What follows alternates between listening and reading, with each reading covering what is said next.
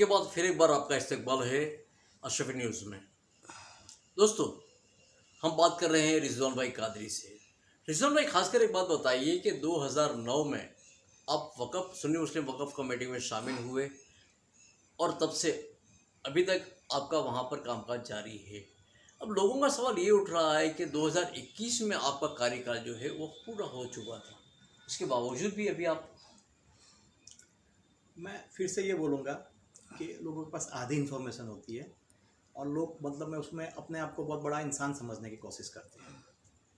कोई भी ट्रस्ट उसके बंधारण के हिसाब से चलता है।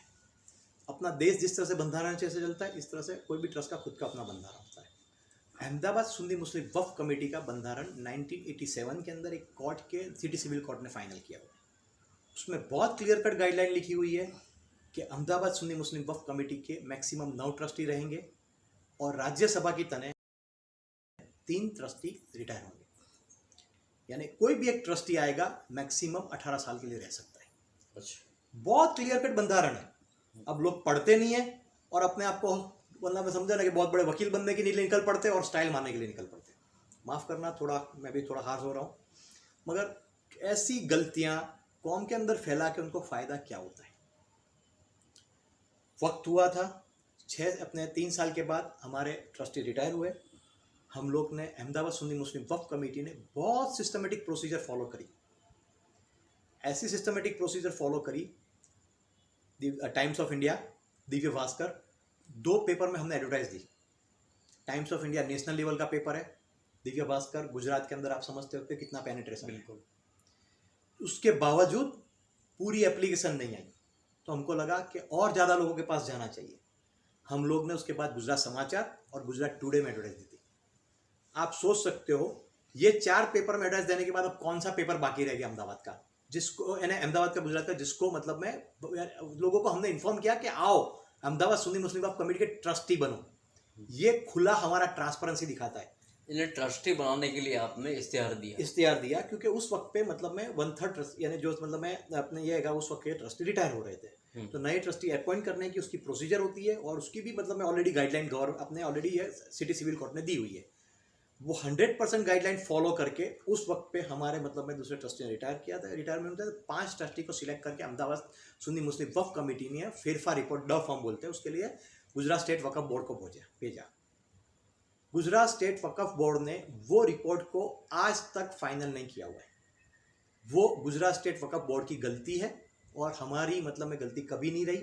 हम लोग चाहते हैं कि वो ट्रस्टी को उसको रिपोर्ट को फाइनल करके आगे दे।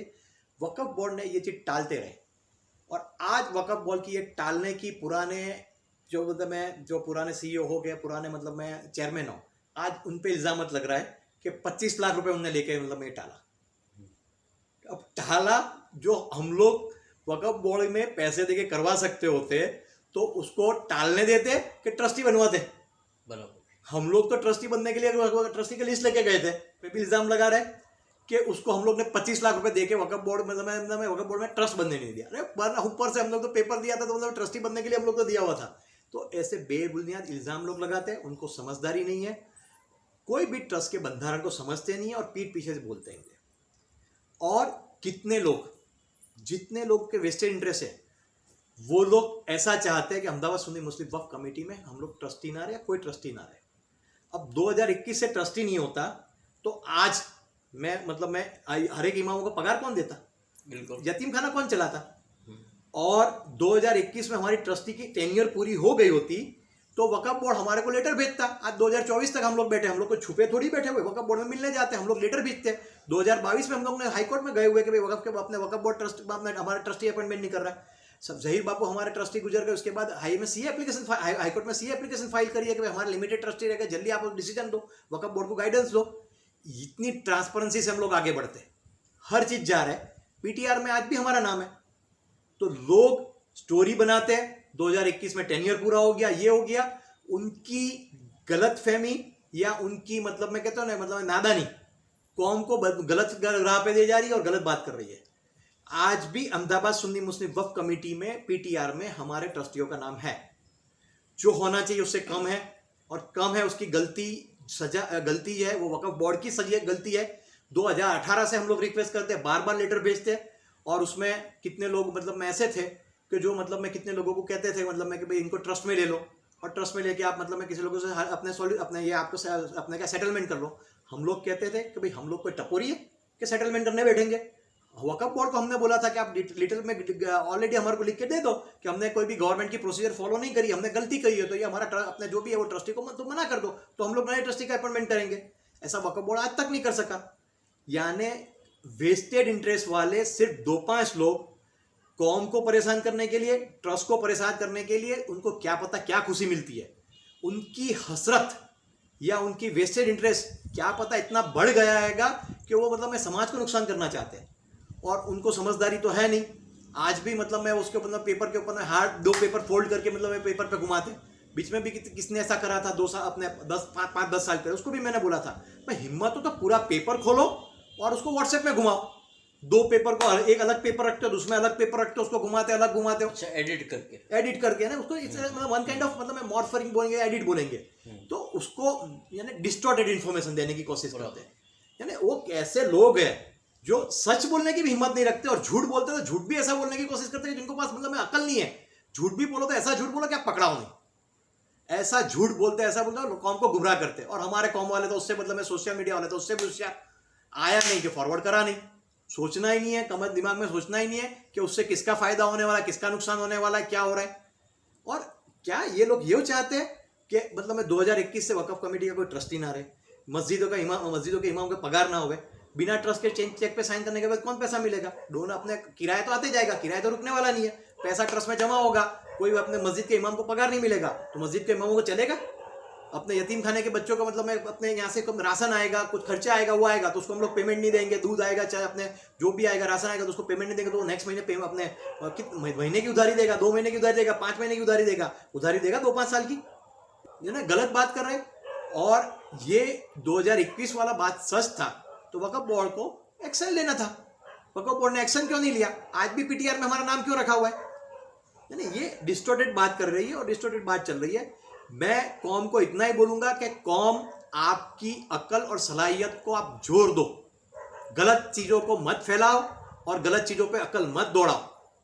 आपको इतना ही मैं बोलूंगा कि आपके अंदर में सच में फिक्र हो तो 2-4 वक्त निकालो। एक सिर्फ 5 सेकंड का वो फॉरवर्ड मत करो भी अपने व्हाट्सएप के ऊपर, वो 5 सेकंड का फॉरवर्ड करके आप यूं सोचते कि बहुत बड़ा सोशल अपना काम कर लिया है।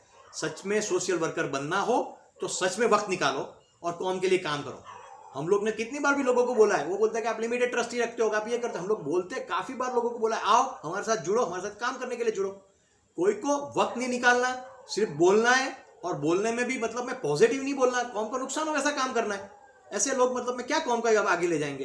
अल्लाह माफ करे, थोड़ा मतलब मैं हार्श हो रहा हूँ, थोड़ा मतलब मैं हर्ट भी हो रहा हूँ, मगर लोगों को समझना पड़ेगा। इसमें भी फिर मैं एक ही चीज कहना चाहूंगा, गलत बातों को प्लीज आगे मत फैलाओ। सच्चाई के दायरे में अल्लाह ताला ने आपको सलाहियत दी है, आपको अल्लाह ताला ने समझदारी है, उसमें चेक करो और चेक करने का आपको वक्त निकाल के कस पे जाके मिलो, किसी को 2-4 दिन को पूछो इसमें सच्चाई क्या है। आपको जो समझते हो उसको सच समझते हो, और 2-5 लोग बिल्कुल वेस्टेड इंटरेस्ट वाले लोग हैं, उनकी क्या पता मफाद क्या है, कौन सा बड़ा उनको गोल्ड मेडल लेना है, कौन सा बड़ा उनको मतलब में हार पहनना है, या कौन सा बड़ा उनको मतलब में क्या मिल जाएगा। क्या मनसा लगती है इसके पीछे? इनके पहले मैं मनसा यही कहूंगा कि ऐसे लोग पिछले दरवाजे से वक्फ में घुसना चाहते हैं। ये अहमदाबाद में और गुजरात में हजारों ट्रस्ट है, कोई ट्रस्ट में क्यों नहीं घुसना चाहते? क्यों? क्योंकि वो ट्रस्ट में जाके मेहनत करना पड़ेगी, वो ट्रस्ट को आगे लाना पड़ेगा। अल्हम्दुलिल्लाह ये ट्रस्ट की, हम लोग जब 2009 में ट्रस्टी बने थे, पर मंथ की आमदनी थी 62,000, आज मोर देन 15 लाख की आवक हो गई है। ये आवक लोगों को देख के लोगों के कान यानी उनकी नजरें चौड़ी हो गई है, भाई यहाँ तो बहुत अच्छा पैसा है, यहाँ ये है, यहाँ ये है, लोगों के अपने होएगा। और अल्लाह माफ करे, मगर इसमें से कितने लोग ऐसे भी हो सकते होंगे जो उनको मतलब में शायद गलत करना के पैसे कमाना भी चाहते होंगे, ऐसे भी होंगे, सब नहीं होंगे पर ऐसे भी होंगे। ऐसे लोग भी यहाँ पे जगह छूटना चाहते हैं। कितने लोगों को लग रहा है कि ये यहाँ पे बहुत पावर की जगह है, यहाँ पे लोग सलाम मारेंगे, लोग इज्जत देंगे, तो मतलब मैं उनके इज्जत में मतलब अरे इज्जत चाहता तो मतलब सच में काम करो ना। मतलब मैं ये वाली बात है, काय को किसी का हाथा बन रहे हो या किसी को हाथा बना रहे हो, काय को मतलब मैं कौम का नुकसान कर रहे हो, और सिर्फ आपकी पर्सनल हसरत, पर्सनल ईगो, वो बहुत बड़ा आएगा। सच में आप जो मतलब में सच्चे मुसलमान हो तो एक सजदा करो, अल्लाह ताला से दुआ मांगो और सोचो अपने आग पे कि आप कर रहे हो, सच कर रहे हो कि झूठ कर रहे हो। और उसमें इमामों को भी मैं कहता हूं, मुफ्तियों को भी कहता हूं और दूसरे कौम के लोगों को भी कहता हूं कि भाई आप कौम के लोगों को समझाओ, कौम के लोगों में ये बेदारी लाओ। इमाम और मुफ्तियों को तो मैं खास करके कहता हूं कि आपकी मेजर रिस्पॉन्सिबिलिटी है, कौम गलत रास्ते पे जा रहे है, इसको समझाओ। ये समझदार लोगों को भी कहता हूं कि क्या यही गलती आप घर पे बैठे बैठे सोचोगे ना अहमदाबाद सुन्नी मुस्लिम वक्फ कमेटी बहुत अच्छा काम कर रही है, बहुत अच्छा काम कर रही है। यार अच्छा काम कर रही है तो आगे तो आओ, रोको तो सही गलत काम को रोकने में नहीं बना तो ये आपका क्या काम हो जाएगा। यानी मैं एक ही चीज कहूंगा, हर एक इंसान समझदारी से, सलाहियत से बिहेव करे। आज के दौर की जरूरत है, वरना कितने लोग जो पॉलिटिकल पार्टी के भी लोग हैं, वेस्टेड इंटरेस्ट वाले भी है, वो चाहते हैं कि आप लोग झगड़ो अंदर अंदर और हम लोग तमाशा देखें। और आज वक्फ के लिए क्या हालात हो रही है, वो समझदारी है लोगों के अंदर। कौम के लिए फाइनली क्या स्टेज होगा वक्फ का, मतलब मैं वक्फ कैसी एम्पावर, वक्फ के थ्रू कौम को उनको ताकत दे सकते हैं। और वही वक्फ के थ्रू आप लड़के मतलब मैं कौम का नुकसान कर रहे हो, कौम को डिमोरलाइज कर रहे हो। क्या स्टेज पे अहमदाबाद यानी कहाँ ले जाना चाहते हो आप मुसलमानों की कौम को। ऐसे लोगों को मैं कहूँगा समझदारी रखो, सलाहियत रखो, कौम का नुकसान होता रोको। रिजवान भाई, खासकर एक बात है कि 12 तारीख को गांधीनगर में गुजरात वक्फ बोर्ड के ऑफिस में एक मीटिंग रखी गई थी। उस मीटिंग के बाद सोशल मीडिया पर एक मैसेज ये घूम रहा है कि सुन्नी मुस्लिम वक्फ कमेटी को डिस्ट्रॉय करने की बात हो रही है और यहाँ के जो ट्रस्टी हैं उनको भी हटाने की बात हो रही है। इस ताल्लुक से कुछ आप जानकारी देंगे? इसके लिए मैं ये बोलूँगा कि 12 तारीख को गुजरात स्टेट वक्फ बोर्ड में मीटिंग हुई थी। मीटिंग होने के बाद आज तक कोई भी उसका डिसीजन यानी जो कुछ भी एक लेटर, ऑफिशियल लेटर गवर्नमेंट को इन्फॉर्म करना पड़ता है, वो लेटर आज तक अहमदाबाद सुन्नी मुस्लिम वक्फ कमेटी को नहीं मिला है। बात एक, मगर कितने वेस्टेड इंटरेस्ट वाले अपने आप को इतने होशियार समझते हैं, वो यूँ समझते हैं कि उनको डिसीजन मिल गया हुआ है और वो डिसीजन अपने ही व्हाट्सएप की पोस्ट पे रखते, फेसबुक पे रखते और अपने आप को मतलब मैं कौम का बहुत बड़ा तारनहार समझते हैं कि क्या पता क्या कौम के लिए उसने कौम को बहुत बड़ा यानी एक जद का मेडल दे दिया, कौम में रिवॉल्यूशन ला दिया। इस तरह से लोग अपने आप को प्रेजेंट करते हैं। ऐसे लोगों को मैं इतना ही कहूँगा कि आप मतलब मैं आपकी सलाहियत आपके तक रखो, कौम को गुमराह मत करो। अल्लाह ताला आपको मेजर सलाहियत दे। बात एक ये वाली बात है। डेफिनेटली ये डिसीजन आने के बाद मतलब में हम लोग चेक करेंगे। अभी हवा में जिस तरह से वो लोग ने बात की हुई उसको हम लोग सच समझते हैं कि गुजरात स्टेट वक्फ बोर्ड में सेक्शन 70 के तहत शायद मतलब मैं इरेगुलरिटी को चेक करने के लिए आदमी भेज रहे हैं। ये इतना ही मैं कहूँगा कि वो अपने ये कहने की बात करूँगा कि इरेगुलरिटी कुछ होती है, एक आदमी की कंप्लेंट पे नहीं होती और उसको पास डॉक्यूमेंट एविडेंस मांगा जाता है। इरेगुलरिटी कंप्लेंट गुजरात स्टेट वक्फ बोर्ड में 2014 से 2000 बार की एक ही इंसान ने और एक ही कंप्लेंट पे करा हुआ, उसके बाद कोई नई कंप्लेंट बार कुछ करी नहीं हुई है। वो वाली बात की हुई है और वो एक आदमी को पूछा डॉक्यूमेंट्री एविडेंस दो, आज तक वो डॉक्यूमेंट्री एविडेंस नहीं दे सका है। और ऐसे लोगों को पॉलिटिकल पार्टी के कितने नुमाइंदे जो नहीं चाहते कि हमारी कौम आगे आवे, ऐसे लोग वो पॉलिटिकल पार्टी के हाथे बनते हैं और पॉलिटिकल पार्टी उसका इस्तेमाल करती है। और वो ऐसे लोगों को इस्तेमाल करके जो मतलब मैं हम लोग इसको ये अपने जो भी डिसीजन आएगा उसको प्रॉपरली स्टडी करेंगे, समझेंगे। डेफिनेटली लीगल साइड पे होगा तो मतलब मैं उसको एक्सेप्ट करेंगे और मतलब मैं कहाँ भी लगा कि कहीं भी चीज़ में गलती हो रही है तो हमारे पास गुजरात स्टेट वक्फ बोर्ड में वक्फ ट्रिब्यूनल में जाने के लिए कोई रास्ता नहीं रहेगा। अभी नई बॉडी जो भी आती हैगी वो मतलब में हम लोग को खुशी होगी। मतलब में हम लोग यूँ नहीं मानते कि सेक्शन 70 के तहत मतलब यहाँ पे लोग आएंगे तो मतलब में कुछ गलत हुआ, इरेगुलरिटी है, मगर हम चाहेंगे ऐसे लोग आए, उनकी नज़र से देखे और मुतमईन होके जाए कि इतना बेहतरीन काम गुजरात में शायद कहीं नहीं हुआ होगा। यानी वो हम लोग इतने कॉन्फिडेंट है अल्हम्दुलिल्लाह। ये सब का मतलब मैं जो आज बात करने का कॉन्फिडेंस है वो सिर्फ काम की वजह से आया हुआ है। ऐसा नहीं है कि हम लोग मतलब मैं कहने खातर मतलब मैं जो है कि मतलब मैं बड़ी लोग की बातें करते हुए, हम लोग बेशक बिल्कुल मुतमईन है, बिल्कुल आगे जिसको भी आए आके जो भी देखे, मगर वेस्टेड इंटरेस्ट से ना आए, सच्चाई की राह पे चलने की नीयत से आए। वो लोगों को हम लोग यही बोलते हैं कि जो आपका ज़मीर मतलब मैं गवारा करता है उस तरह से आप सोचे, किसी पॉलिटिकल पार्टी के हाथे ना बने। गलतियां जो मतलब मैं हाथे बने ऐसा कुछ लगेगा तो हमारे पास लगा अपने हाईकोर्ट पे जाने के अलावा कोई सॉल्यूशन नहीं रहेगा। इसके लिए हम लोग कहते हैं कि लोग आओ, मिलो, साथ मिलकर काम करें और फटाफट जल्द डिसीजन लें जिससे कौम को आगे वाले की बात करें। आज मतलब मैं सोचने वाली बात है कि मैं जिस तरह से आगे इंटरव्यू में किया कि मैं एक आर्किटेक्ट हूँ, आर्किटेक्ट तो मेरा वक्त मतलब मैं प्रोफेशन में भी देना चाहिए, उसकी जगह पे मतलब मैं मेरा वक्त में थोड़ा मतलब वक्त निकाल के सोशल कॉज में लगता हूँ। लगाता हूँ। और आज वो सोशल कॉज का वक्त मतलब मैं वक़फ़ की हमारी इस इंस्टीट्यूट और मेरे अपने आप को डिफेंड करने के लिए लगा रहा हूँ। तो मेरा वक्त यहाँ जा रहा है, वो मेरे को भी शायद भी अच्छा नहीं लगता कि जो कंस्ट्रक्टिव काम में मेरा वक्त जाना चाहिए उसी जगह पे मतलब मैं ये काम मतलब मैं मेरे अपने आप को फेस लिफ्ट के लिए जाना पड़ता है, मेरी इमेज लोग टारनेस करना उसको सुधारने के लिए जाना पड़ता है।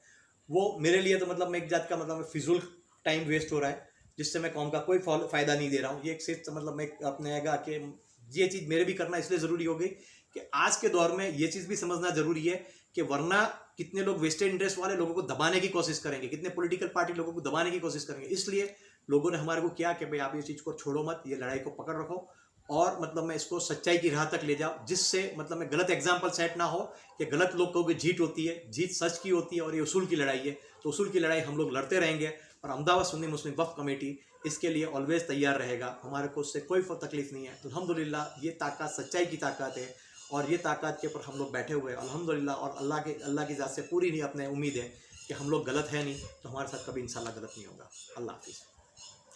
तो दोस्तों, रिजवान भाई कादरी से हमने बात की, जो इल्ज़ामात लगाए थे वो सब इल्ज़ामात के जवाब भी रिजवान भाई ने दिए और ख़ासकर उन्होंने एक बात कही कि सच्चाई की ताकत हमारे साथ है।